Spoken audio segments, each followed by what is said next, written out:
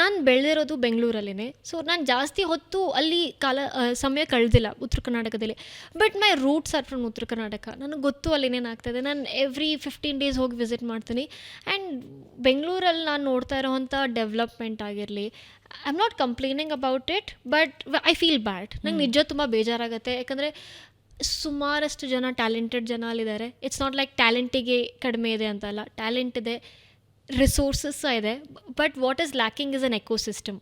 ಇವಾಗ ಇಲ್ಲಿ ಬೆಂಗಳೂರಿಗೆ ಯಾಕೆ ಬರ್ತಾರೆ? ಇಲ್ಲಿ ಜಾಬ್ ಕೊಡೋರು ಇದ್ದಾರೆ, ಜಾಬ್ ಪಡ್ಕೊಳ್ಳೋರು ಇದ್ದಾರೆ. ನಾವೊಂದು ಎಕೋಸಿಸ್ಟಮ್ ನಾವಿಲ್ಲಿ ಕ್ರಿಯೇಟ್ ಮಾಡಿದ್ದೀವಿ. ಇನ್ಫ್ರಾಸ್ಟ್ರಕ್ಚರ್ ಆಗಿರಲಿ, ಆಕ್ಸೆಸಿಬಿಲಿಟಿ ಈಸಿ ಇದೆ. ಒಂದು ಇನ್ವೆಸ್ಟರ್ನ ಮೀಟ್ ಮಾಡಬೇಕಂದ್ರೆ ನಾವು ಆರಾಮಾಗಿ ಇಲ್ಲಿ ಬಂದು ಆಯ್ತು, ಮ್ಯಾಕ್ಸಿಮಮ್ HSR ಲೇಔಟ್ಗೆ ಹೋದೆ, ಇಲ್ಲಾಂದರೆ ಇಂದ್ರಾನಗರ್ಗೆ ಹೋದೆ, I will meet an investor. But ಅಲ್ಲಿ ಆ ಅವಕಾಶ ಇಲ್ಲ, which I think is the biggest problem.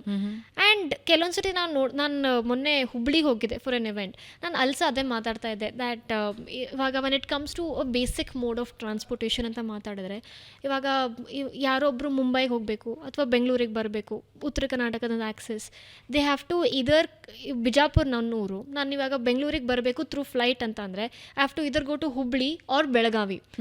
ಎರಡೂ 5 to 7 hours ಜರ್ನಿ ಇದೆ. ಅಲ್ಲಿಂದ ಬೆಂಗಳೂರಿಗೆ ಬರಬೇಕು.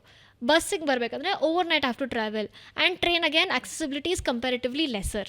In fact Hubli, Dharwad and Belagavi are still better.